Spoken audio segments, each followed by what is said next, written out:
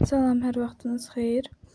Bugün sizlərlə 15 mart 2026-cı ildə keçirilmiş sınağın 3-cü siniflərin riyaziyyat suallarının izahına baxacağıq. Başlayaq 21-ci sualımızdan. Deyir ki, qazanda 47 litr süd var. Qazandan tutumu 6 litr olan qabı 7 dəfə süd ilə tam doldurub götürdülər. Qazanda neçə litr süd qaldı? Bizə verib ki, 47 litr südümüz var. Qazanın daxilində 47 litr südümüz var. Tutumu 6 litr olan qabı 7 dəfə süd ilə götürüb boşaldıblar. Deməli, tutumu 6 litr olan qabı 7 dəfə doldurub boşaldıb. Deməli, biz 6-nı 7-yə vurarıq və taparıq ki, ümumi neçə litr südümüz götürülüb. Tapdıq ki, 42 litr südü götürüb boşaldıblar. Deməli, 47 litr südümüz var idi, 42 litri boşaldıldı. Neçə litrimiz qaldı? 5 litrimiz qaldı. Cavabımız olacaq C variantı. Sonra keçək 22-ci sualımıza. Deyir ki, romb verib ki, 523/287. Sonra verib dairə böyükdür, romb çıxılsın 48 olarsa, dairənin yerinə yazılacaq ən kiçiyi tapın. Deməli, biz ilk öncə 523-dən çıxarıq 287-ni.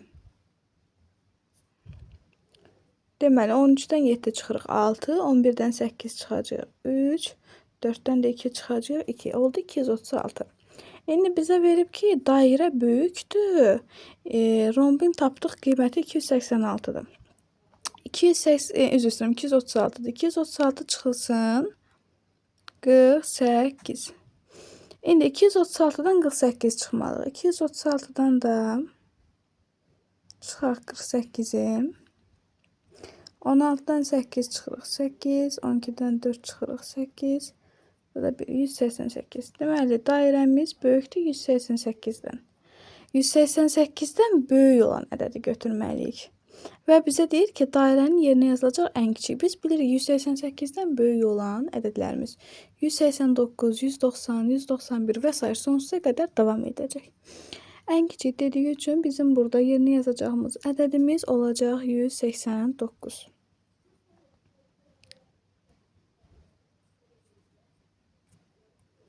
Aha. 23-cü sualımıza baxaq. 23-cü sualda bizə deyir ki, M-in yerinə hansı ədəd olmalıdır? Baxaq. Deməli, uşaqlar, burada ilk öncə baxırıq, hansı belə düzbucağının içərisində doludursa, həmin düzbucağından sonraki hissələrə baxmalıyıq.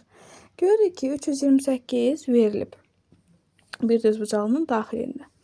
328-dən yuxarı bir oxumuz var, üstə gəl 105. Deməli, əgər ox işarəsi yuxarı verilibsə, deməli 328-in üzərinə 105 əlavə etməliyəm və yazmalıyam bu boşluqda.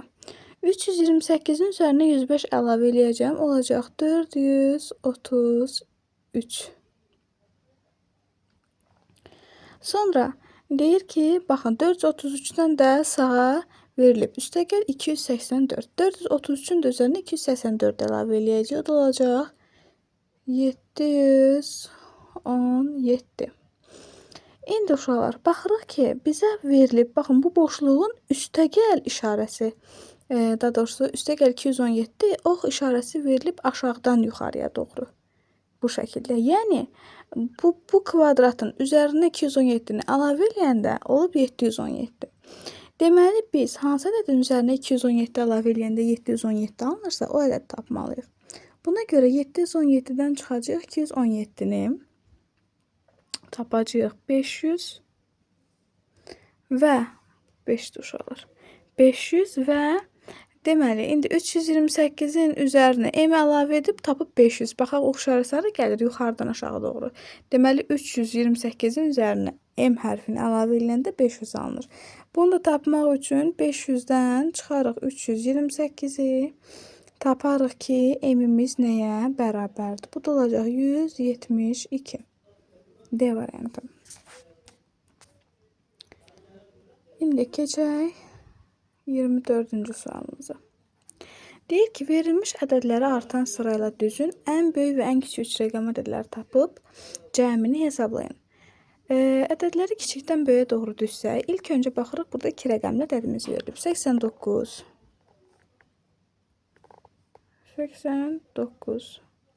Sonra Baxırıq yüzlüklərlə başlayan 126. Sonra gələcək 327, 487, 599 və 612. Bizə deyir ki, ən böyük və ən kiçik 3 rəqəmli ədədlər. Deməli 3 rəqəmli olmalıdır. 89-u götürsə bu doğru olmaz. Niyə? Çünki 89 axı 2 rəqəmli ədəddir. 126 ən kiçik ədədimiz olacaq, 612 isə ən böyük ədədimiz olacaq. Və 126 ilə 612-ni də toplasaq olacaq 738. Yəni cavabımız olur B variantı. Keçək 25-ci sualımıza. Bu sual şifahi bir sualdır. Deyir, hansı üç bucaq bərabər yanlıdır? Biz bilirik ki, bərabər yanlı üç bucaq bərabər yanlı üç bucaq iki tərəfi eyni olan, bərabər olan üç bucağa deyilir. Baxırıq A variantında tərəflər 6, 8 və 10 verilib. Bu müxtəlif tərəfli üç bucaq adlanır. B variantında da həmçinin 6, 7 və 8 verib tərəfləri. Bu da müxtəlif tərəfli üç bucaq olacaq. C variantındakı üç bucağımız isə bütün tərəfləri 5-ə bərabərdir. Deməli, bu bərabər tərəfli üç bucaqdır. Lakin D variantına baxdıqda biz görürük ki, 2 tərəfi 7, üçüncü tərəfi isə 9-a bərabərdir. Deməli, bu 2 tərəfi 7-yə bərabər olduğuna görə olacaq bərabər yanlı üç bucaq. Buna görə də cavabımız olur D variantı. Keçək 26-cı sualımıza. Deyir ki, avtomobil yolun 436 kilometrini getdi. Qalan yolun uzunluğu bundan 218 kilometr azdırsa. 436 kilometrini gedib. Qalan yol bundan 218 kilometr azdır. Deməli, biz qalan yolu tapmaq üçün 218 çıxacaq. Çünki azdır deyir. 16-dan 8 çıxırıq 8, 2 qaldı, 22-dən 1 çıxırıq 1, 4-dən 2 çıxırıq 2. Qaldı 218. İndi deyir ki, deməli biz tapdıq 218 qalan yoldur. Çünki bizə nə deyirdi? Qalan yolun uzunluğu 218 kilometr azdır. Tapdıq 218 kilometr qalıb. Yəni qalan yoldur. Yolun ümumi uzunluğunu istəyir bizdən. Buna görə də 436-nın üzərinə, axı 436-nı getmişdi. Üzərinə qalan yol əlavə etsək, taparıq ümumi yolumuzun uzunluğunu. Bu da olacaq 16 üstünə 8'dir, 14, 1 yadda, 5 və 6. 654 olacaq B variantı. Keçək 27-ci sualımıza. Deyir ki, üçbucaqlı piramidanın neçə üzü var? Uşaqlar, ümumiyyətlə biz bilirik ki, piramidanın oturacağı neçə bucaqlıdırsa, o qədər yan üzü var. Yəni 3 bucaqlı piramidası, yəni oturacağı 3 bucaqdan ibarətdirsə, deməli 3 dənə yan üzü var. Və bir dənə də piramidanın bir ədəddə oturacağı olduğuna görə deyirik ki, 3 dənə yanda üzü, bir dənə də oturacaqda üz olduğuna görə cəmi 4 dənə üzü olmuş olacaq. Sonra 28-ci suala baxsaq, bərabər tərəfli üçbucağın iki tərəfinin cəmi 24 olarsa, bu üçbucağın tərəflərinin cəmi neçə olur? Bərabər tərəflidir. Deməli, üçbucağın üç tərəfinin üçü də bir-birinə bərabərdir. Bizə deyir, iki tərəfinin cəmi 24-dür. İki tərəfinin cəmi 24-dürsə, mən bir tərəfini tapmaq üçün 24-ü bölməliyim 2-yə. Olacaq 12. Deməli, üçbucağın iki tərəfi 12-dir. Və bərabər tərəfli üçbucaq olduğuna görə, deməli, üçüncü tərəfdə, yəni bu tərəfdə 12-yə bərabərdir. Bizdən tərəflərinin cəmi, yəni bu üç tərəfinin üçünün də cəmini istəyir. Deməli, 12, 12, 12, yəni 12-ni 3-ə də vura bilərik, 3 dəfə toplaya da bilərik. Bu zaman cavabımız olacaq 36. 29-cu suala baxaq. Deyir ki, 2 dənə 3 rəqəmli ədədin hər birində yüzlüklər mərtəbəsindəki rəqəmi 2 vahid artırıb, onluqlar mərtəbəsindəki rəqəmi 3 vahid azaltsaq. Uşaqlar, və deyir, bu ədədlərin cəmi necə dəyişər? Uşaqlar, burada biz diqqətli olmalıyıq. Niyə? Çünki bizə deyir 2 dənə 3 rəqəmli ədəd. Biz ilk öncə 1 dənə 3 rəqəmli ədəd tapıb, sonra 2-yə vurarıq və cəminin necə dəyişdiyini taparıq. Necə eləyirik? Yüzlüklər mərtəbəsindəki rəqəm 2 vahid artıbsa, deyirdik hansı mərtəbə? Yüzlüklər. Deməli 100-ü vururuq 2-yə. Yüzlük 2 vahid olduğuna görə bu olur 200.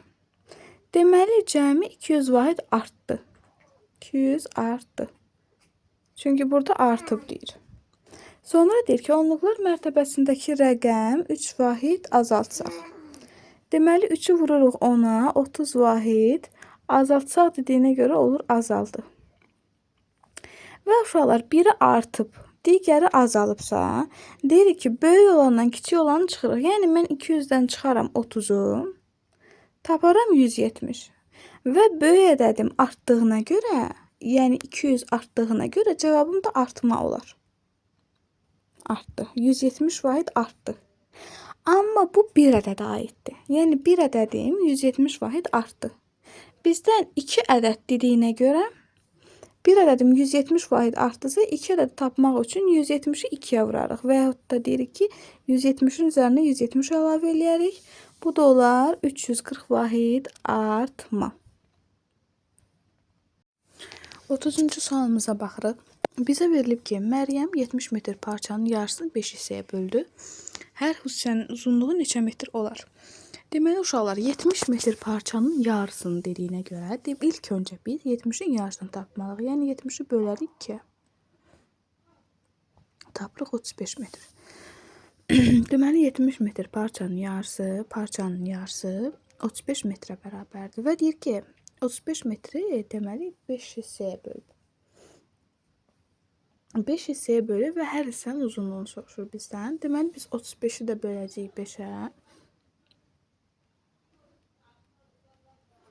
Cavabımız olacaq 7. Deməli hər hissənin uzunluğu 7 metrə bərabərdir. Keçək 31-ci sualımıza. Deyir, Cavil oturacağı kvadrat olan piramidanın, baxın, oturacağı kvadrat olan piramida. Nə dedik? Dedik ki, piramidanın oturacağında neçə üz varsa, yanlarında o qədər üz var. Yəni, oturacağı kvadratdırsa, kvadratın 4 tərəfi olduğuna görə, deməli, piramidanın 4 dənə yan üzü var. 4 dənə yan üzü var və bir dənə də oturacaq üzü var. Cəmi olur 5 dənə üz. Və biz bilirik ki, bizdən soruşur şəkillərin adlarını və saylarını. Deməli, deyirik ki, piramidanın oturacağı kvadratsa, deməli, piramidanın bir oturacağı olduğuna görə, deməli, bir dənə kvadratımız olacaq. Və biz buradan birbaşa B variantını silirik. Və D variantını da silirik, çünki bir dənə kvadrat olur.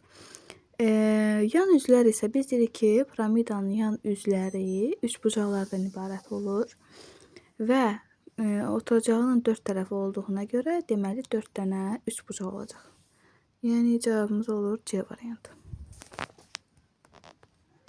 32-ci sual. Deyir ki, şəkildəki fiqurun hansı tərəfləri paraleldir? Bu da şifahi bir sualdır. Uşaqlar, paralel tərəflər biz bilirik ki, paralel xətlər ümumiyyətlə kəsişməyən xətlərdir. Heç vaxt kəsişməyən xətlərdir. Və biz buradan görürük ki, BC tərəfi və AD tərəfi heç vaxt kəsişmir. Niyə? Çünki BC tərəfi düz uzana bilər. Bu şəkildə AD tərəfi də bu şəkildə uzanır bilər və ümumiyyətlə xət kimi baxsaq, düz xət kimi baxsaq, yəni onlar nə qədər uzanırsa uzansın, kəsişə bilməzlər. Buna görə BC və AD bir-birinə deyirik ki, paralel düz xətlərdir. Bu da olur C variantı. Keçək 33-cü sualımıza. Deyir, 33-dən sonra gələn ilk 2 tək ədəd. 33-dən sonra gələn tək ədədimiz 35 və 37. Deyir, cəminin 8-ə bölünməsindən toplayıram, olacaq 72. 8-ə bölünməsindən dediyinə görə 72-ni böləcəm 8-ə, tapacağım 9. 34-cü sualımıza baxaq. N bərabərdir 7 olduqda 42 böl 49 bölün N üstəgəl 53. İlk öncə bilirik ki, mötərizənin içərisini yerinə yetirməliyik. 49 böl N, yəni 49-u bölürük 7-yə. Bu olur 7. Yəni 42 böl mötərizənin içərisini tapdıq 7.